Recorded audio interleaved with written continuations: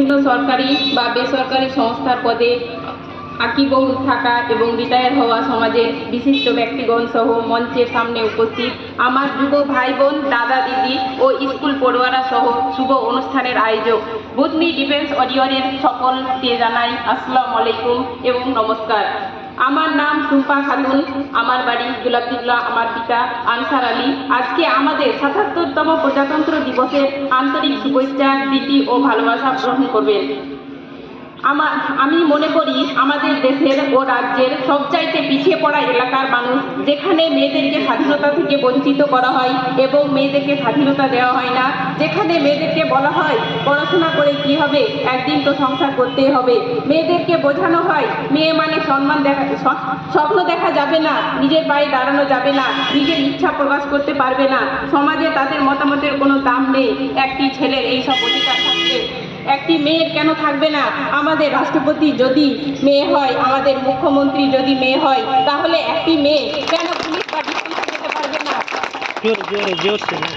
আমার মনে হয় মেয়েদের নিজের পায়ে দাঁড়ানো দেওয়া উচিত। আমি মনে করি আমাদের মেয়েদেরকে এই সমাজে প্রতিষ্ঠিত করার জন্য তাদের মা বাবা যেন তাদের পাশে থাকে। আমি মনে করি একটি মেয়ে বিয়ের আগে তার নিজের পায়ে দাঁড়ানো খুব দরকার, কারণ টাকার জন্য না, তার পরিচয় রাখার জন্য এবং তার আত্মসম্মান গড়ে তোলার জন্য।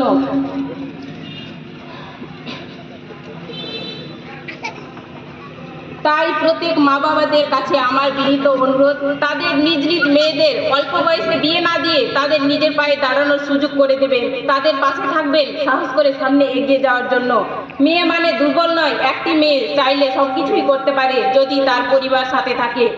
আজকে এখানে দাঁড়িয়ে কথা বলতে খুব আবেগ ফিল হচ্ছে আমার, কারণ আমি বিএসএফে চাকরি পেয়েছি। আমার জীবনে একটা লক্ষ্য ছিল এবং স্বপ্ন ছিল, আর সেই স্বপ্ন আমার পূরণ হয়েছে। এটা শুধুমাত্র আমার এলাকার একার সাফল্য নয়, আমার বাবা মা, শিক্ষক, আমার এলাকার মানুষের দোয়া এবং ভালোবাসা। একজন সাধারণ ঘরের মেয়ে হয়ে নিজেকে দেশের সেবায় নিয়োজিত করার যে সুযোগ আমি পেয়েছি, এটা আমার কাছে অত্যন্ত গর্বের বিষয়।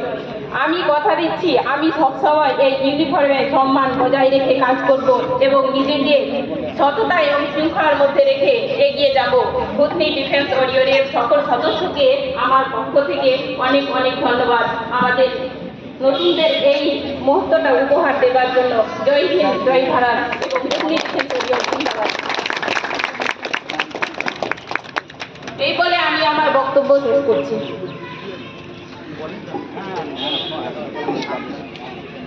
খুব সুন্দর আমরা শুনলাম, অনেক কিছু শুনলাম।